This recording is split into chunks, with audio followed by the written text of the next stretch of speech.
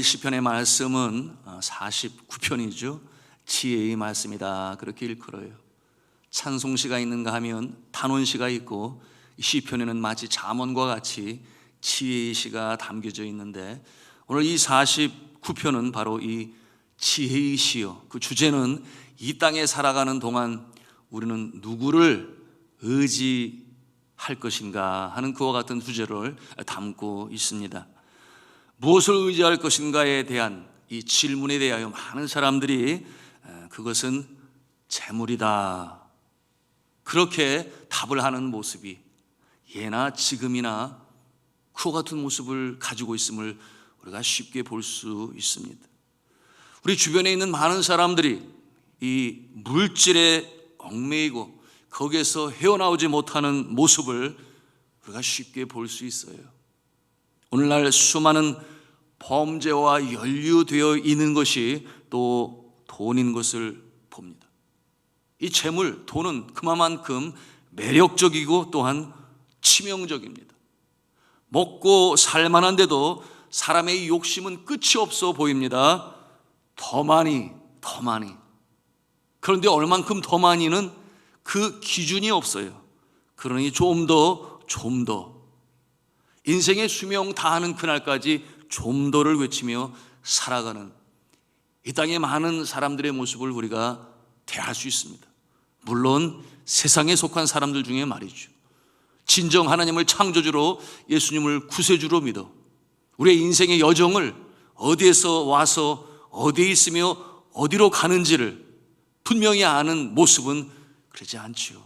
본향이 기다리고 있음을, 순례자의 노래를 부르며 가는 인생임을 확실히 알기 때문이죠. 여러분, 이 물질을 많이 가지고 있을 때 갖는 이 위력이 대단하지 않습니까?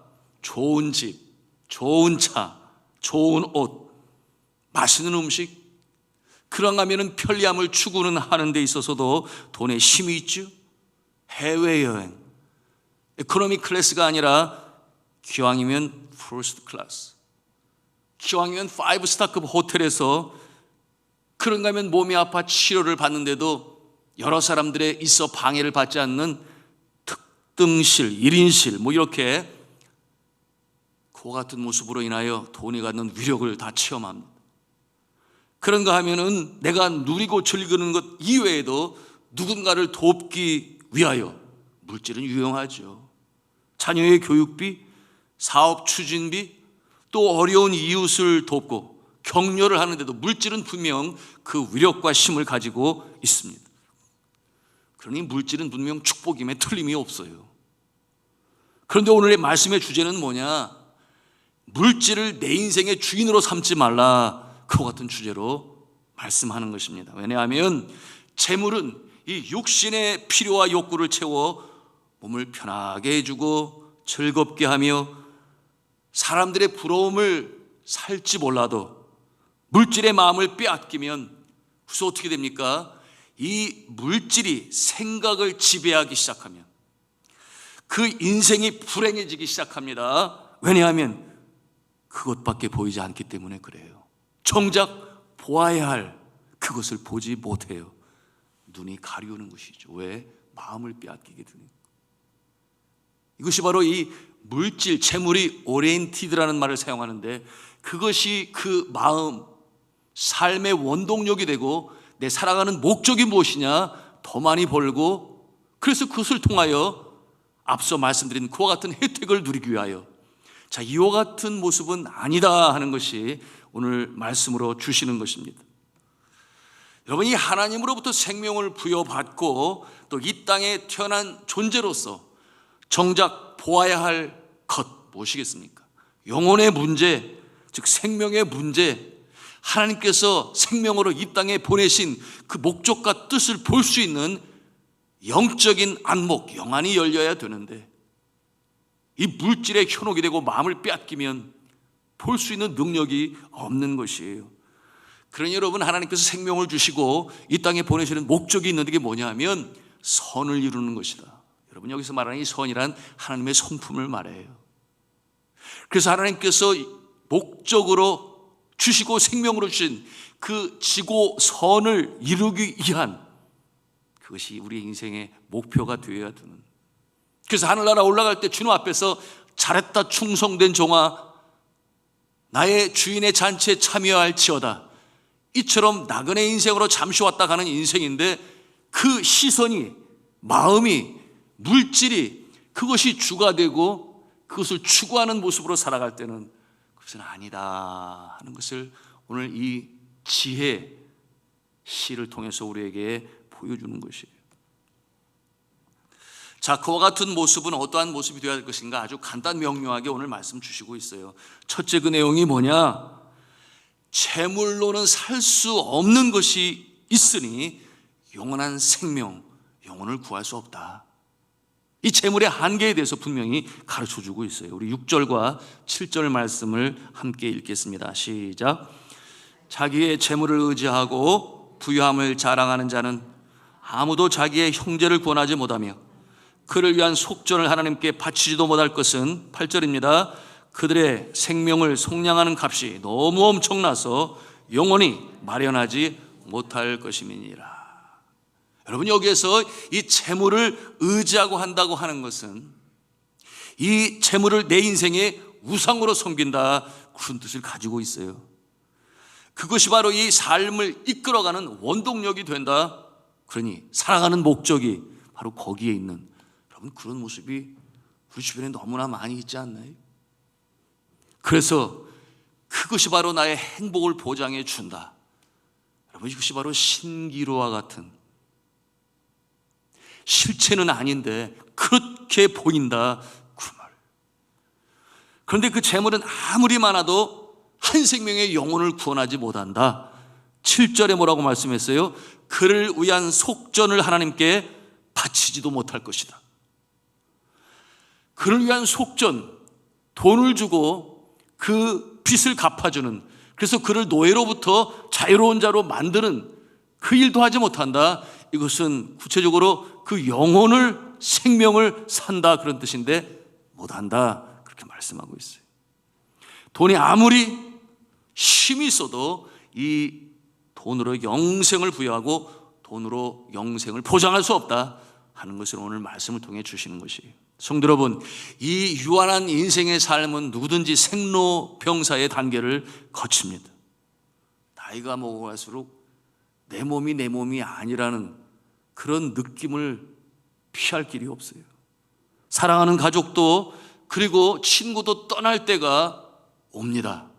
곁에 있었던 사람들이 유한한 인생의 모습으로 떠나는 모습을 보면서, 그렇구나, 죄 가운데 태어나서 죄로 인해 운명진 이 사망을 어찌할 수가 없구나, 인생의 실체를 보는 것이에요. 그 어떤 재벌도 다가오는 죽음 앞에서 장수가 없습니다. 무슨 말이에요? 돈으로 생명을 연장할 수도 없고 살 수도 없어요. 그러므로 8절에 뭐라고 말씀합니까? 생명을 속량하는 값이 너무 엄청나서 영원히 마련하지 못할 것임이니라. 그러니 다가오는 것이 무엇이겠습니까? 여러분, 히브리서 9장 27절에 말씀하지 않아요? 한 번 죽는 것은 사람에게 정한 것이요 그 후에는 심판이 있으리니. 분명히 인생의 가는 길에 대해서 아주 명료하게 보여주고 있습니다. 그런가 하면 두 번째, 우리가 오늘 말씀을 통해서 보는 깨달음이 있으니 인생은 길지 않다고 하는 것입니다. 누가 생각하는 것처럼 아이고 100년을 살았네, 천수를 누렸네, 그래봤자 100년이다, 그 말이에요. 어느 누구도 100살에 가서 인생이 정말 기네, 그것은 상대적인 것이겠죠. 여러분, 우리의 인생은 길지 않아요. 흔히들 세상에서 자주 입에 오르내리는 격언이 있지 않습니까? 인생은 짧고 예술은 길다, 뭐 이런 말이 있어요. 의술의 아버지 히포크라테스가 그와 같은 말을 남겼어요. 누구나 인정하지요. 그 말을 남기게 된 배경은 뭐냐?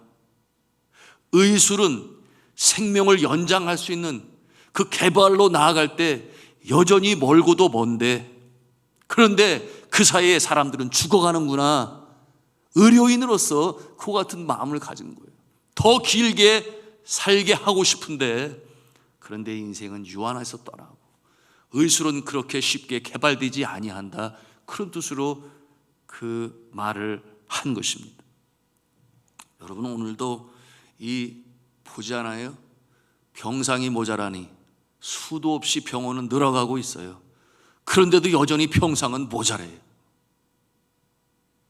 여러분, 이 생명의 연장을 위한 인간의 노력은 얼마나 대단한지 몰라요. 그렇다고 해서 인생이 길면 얼마나 길겠습니까? 그야말로 소위 도토리 키재기 아닌가요? 그런데 그 한계를 인정하지 않는 자들이 있다, 착각을 하는 사람들 너무나 많아요. 70이 넘고 80이 다가오는데도 마치 본인은 100살까지 살 것처럼, 아니 그 이후에라도 살 수 있을 것처럼 생각하여, 그래서 어떤 모습이에요? 천국 갈 준비를 하지 아니하고, 주님 만날 그날을 생각하지 아니하고, 여전히 이 생의 삶에 살기에 급급한 그와 같은 모습들, 그런 모습 중에는 추한 모습도 있잖아요. 그런 모습을 노욕이라고 그렇게 표현을 하죠. 파토를 물려주기가 싫은 거예요. 그런 모습들 주변에서 우리가 얼마든지 볼 수 있어요. 제가 좋아하고 존경하는 목사님 중에 한 분이 평촌에 계신 분인데, 이분이 네팔에 오셨어요. 그래서 제가 그분을 많이 도와드리려고, 이분이 나름 이 설교 이쪽에 연구를 많이 하시고, 그래서 우리 신학교에서 자신이 지금까지 경험해온 바를 나누고 싶다.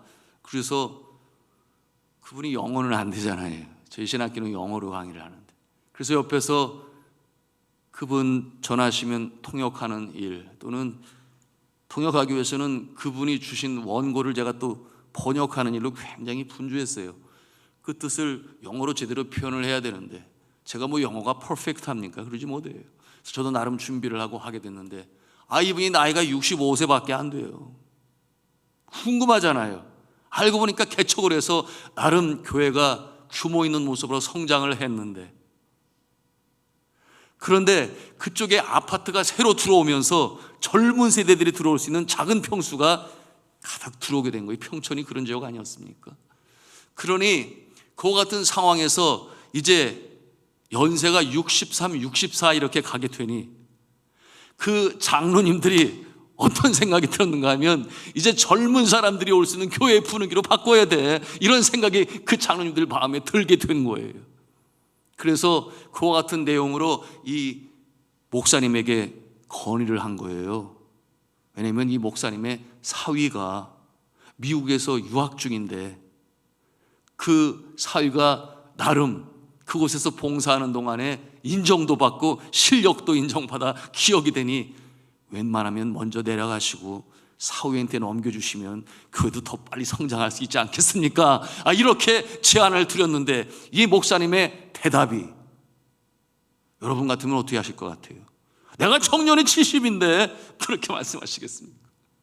그랬더니 이 목사님이, 하나님의 뜻을 구하는 것이 중요하니 여러분이 그렇게 건의를 하시니 공동의회에 한번 물어봅시다.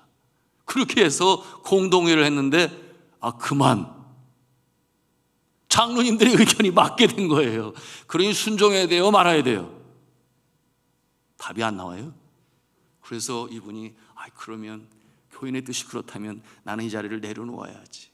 그래서 내려놓고 내가 할 일이 무엇인가 하다가 선교지로 나오시게 된 거예요.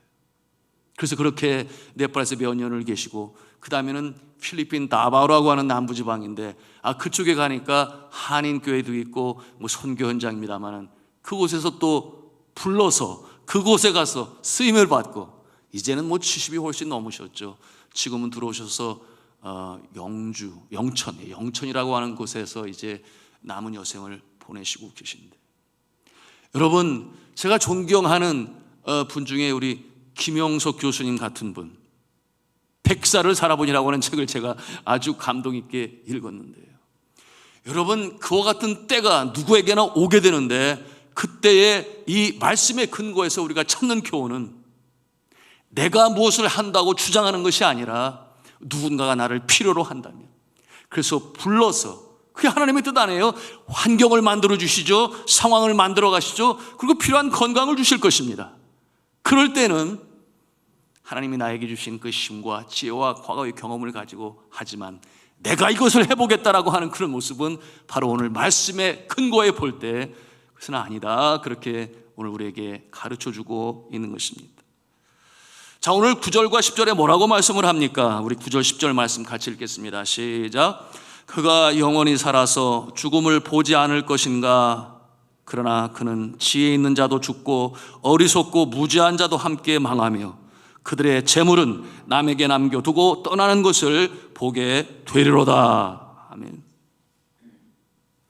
그렇게 땀을 흘리고 애쓰고 수고하고 번 재산, 재물을 이제 셈을 해서 나눠줘야 할 곳에 나눠주고, 그런가 하면 믿음의 사람들은 드려야 할 것 하나님께 바쳐서 모두에게 유익한 그와 같은 모습에 쓰임받는 존재가 되어야 하고, 그게 어떤 모습이겠습니까? 이제 하늘나라 갈 준비를 해야 된다. 그런데 놓지를 못하는 그와 같은 모습, 바로 그 내용을 이렇게 보여주고 있어요. 11절에 뭐라고 말씀합니까? 우리 11절 말씀 같이 읽겠습니다. 시작. 그러나 그들의 속 생각에 그들의 집은 영원히 있고 그들의 거처는 대대 이르리라 하여 그들의 토지를 자기 이름으로 부르도다. 여러분, 이것이 인생이겠거니 하고 그러고 살아요. 그것이 오늘날 이 시대뿐만이에요. 이 성경이 기록된 수천 년 전에도 그와 같은 모습이 있었다. 그런데 그 모습은 어떠한 인생이라고 말씀하고 있어요? 지혜 없는 인생이니, 말씀하고 있어요. 어리석은 인생이니 라고 13절에 그렇게 표현하고 있습니다. 여러분, 오늘 이 말씀이 물질이 나쁘다 또는 물질이 필요 없다, 그런 말씀이 아니에요.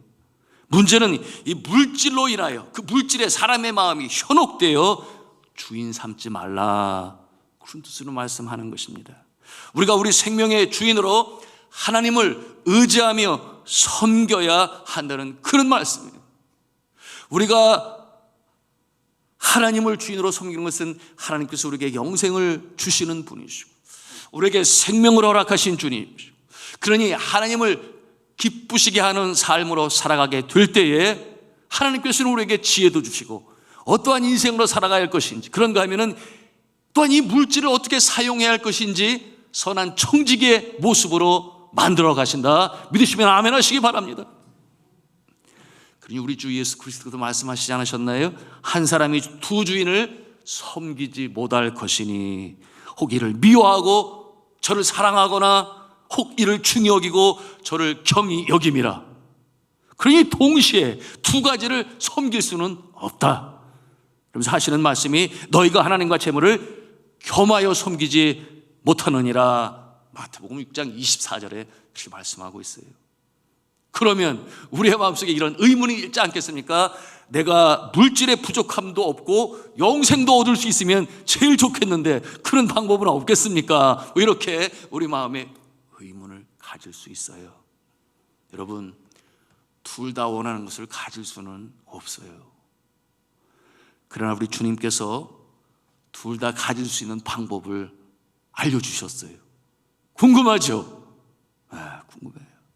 그것은 뭐냐면 먼저 내가 하나님을 나의 창조주로 생명을 주시는 자요, 죄를 용서하셔서 영생을 허락하시는 나의 하나님, 나의 주로 믿고 그를 섬기며 의지하고 믿고 순종하게 되면 하나님께서 그와 같은 인생에게 복을 주셔서 우리에게 필요한 것들도 채워주신다 하는 것으로 우리 주님께서 말씀하셨으니, 여러분, 우리 예수님께서 마태복음 6장 30절에 뭐라고 말씀했습니까? 그러므로 너희는 먼저 그의 나라와 그의 의를 구하라. 그러면 이 모든 것을 너희에게 더하시리라. 그 모든 것을 너에게 더하시리라. 더하여 덤으로 얹어주시겠다. 그런데 이 모든 것을 여러분 마태복음 6장 이 30절 앞절에 보면 뭐라면 이방인들이 구하는 것이라 그랬어요. 먹을 것, 입을 것, 마실 것. 이방인들은 그거를 구해요. 그것이 인생의 행복을 가져다 줄 거라고 생각을 합니다. 오늘날 이 시대에 물질이 우상이 된 그것이 삶의 원동력이 되어 그것을 추구하고 밤낮 땀을 흘리며 애를 쓰는 그 모습이라고 볼 수 있는데 뭐가 잘못됐다는 거예요? 우선순위가 잘못됐으니 하나님을 경외하고 순종하며 의지하며 따르는 자에게는 영생을 선물로 주실 뿐만 아니라 영혼이 잘됨같이 범사가 잘되고 강건해지는 역사, 이 필요한 것들, 먹을 것, 마실 것, 입을 것, 이방인들이 구하는 것까지도 하나님께서는 어련히 알아서 주시지 아니하시겠느냐. 공중의 새를 보라, 들판의 백합화를 보라. 하물며 하나님의 자녀들에게 먹이지 아니하시겠느냐. 이와 같은 말씀으로 주시니 오늘의 이 지혜의 말씀을 통하여 우리 마음에 확실히 새기시기를 바랍니다. 내가 하나님을 섬기며 영생은 물론이요, 이 땅에 살아가는 동안에 이 세상 사람들이 추구하는 그와 같은 것들도 하나님께서 부어주신다. 믿으시면 아멘 하시기 바랍니다. 이와 같은 모습으로 살아가시면서 이 땅에 발을 딛고 살아가나 천국 백성이요, 이 땅에 지금도 생명으로 살고 있으나 천국 가실 준비를 늘 준비하면서 살아가심으로 하나님의 크신 영광, 이 땅에 살아가는 동안에 복된 인생으로 살아가실 수 있기를 저는 주님의 이름으로 축원합니다.